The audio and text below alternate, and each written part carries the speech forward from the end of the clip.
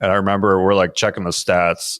And like the next day, we had already made like $15,000. And I'm like, something's either broken or we just hit an absolute home run. One of the two. Out of anything I'd ever promote, I'm like, I've never seen like a 5X. This is insane. You had a whole bunch of other things going on in life. You've created a bunch of different companies, but the one that I knew you from was Patriot Health Alliance.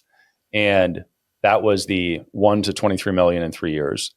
Walk me through, as a copywriter, walk me through the mechanics of how you built that company. I'm a big fan of study what's working in the marketplace and then create something similar that's 20, 30% better with your own kind of unique hook on it.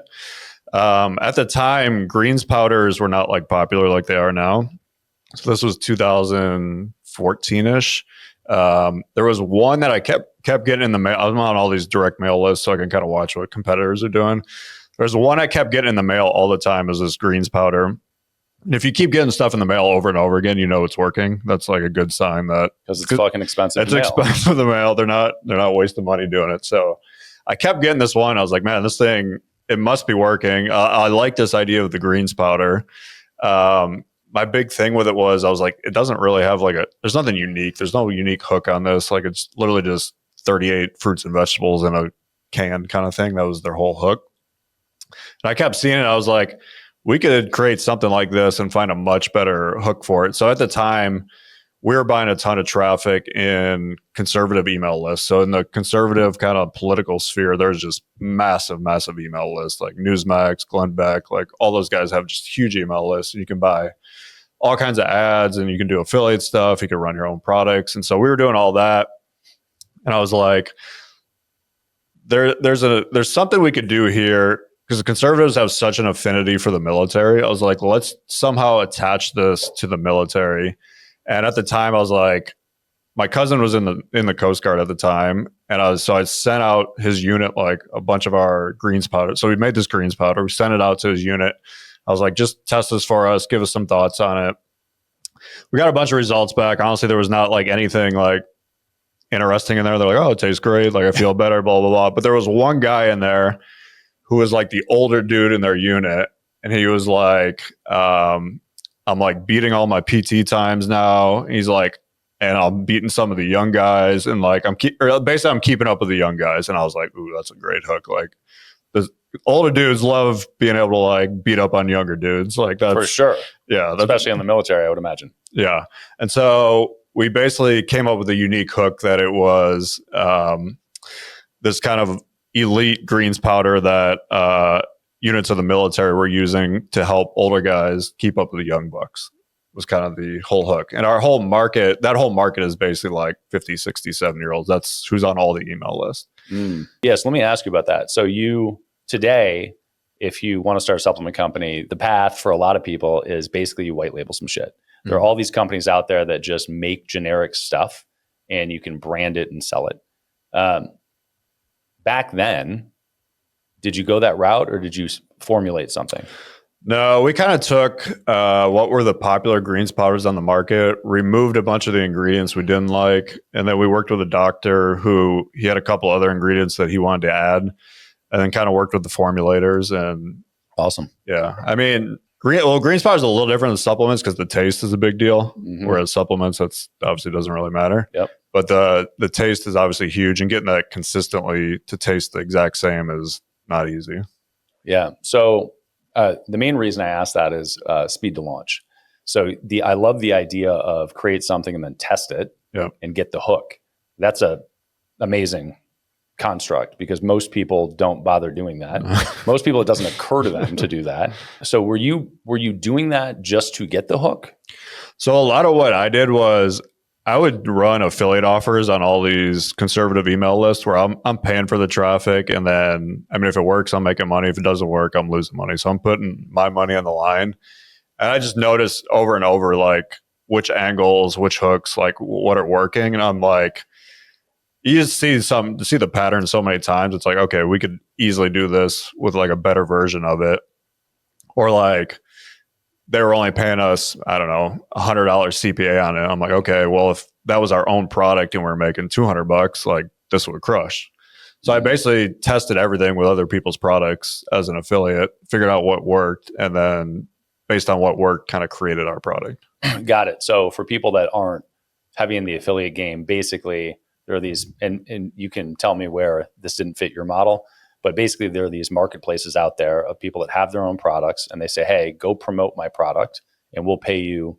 You said CPA, cost per acquisition. So anything that converts, anybody that buys shit, we'll give you whatever percentage, right? Yep. So you were just looking at all these other people's products, putting your copy and your affiliate link in an email, and you were paying for the placement in the email and seeing what would convert. And so you're basically just doing affiliate marketing through email. Yep. And then you were like, okay, I can make my own product and make more. Yep.